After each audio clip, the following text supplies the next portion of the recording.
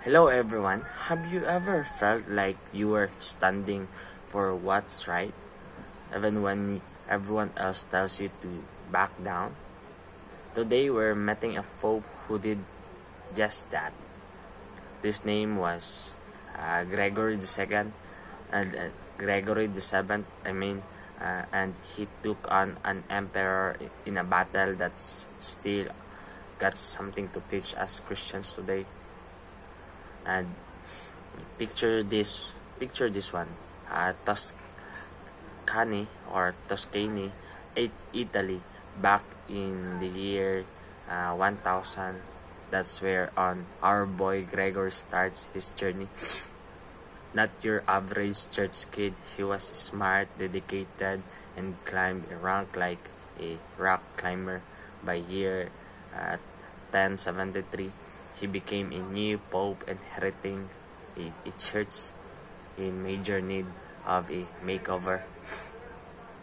Now here's where it gets juicy. Back then, emperors thought they controlled who got to be bishops in the church. Not cool, right? Gregor said, "No, that's God's job," and boom, the investiture controversy exploded. Imagine excommunication threats, revelations, and even a pope on put up put be, mm, begin for forgiveness. This was no backyard scuffle. But guess who couldn't budge? You guessed it, Gregory. Yes, it Gregory. He held firm, even facing exile because he believed in God's authority, just like we do. Uh, just like we do. This isn't just an ancient history. Guys, this is not just an ancient history, guys. Gregory's story reminds us that sometimes standing up for what's right can be tough.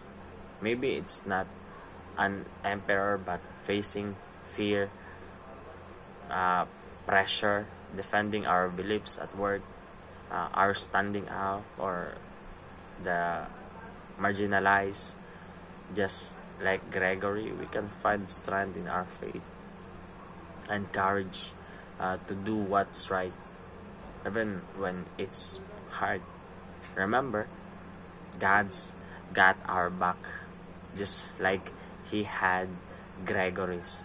And like Gregory reformed the church, we can each play a part in making the world a better place, one act of faith at a time. So, was Gregory the 7th as a hero or stubborn?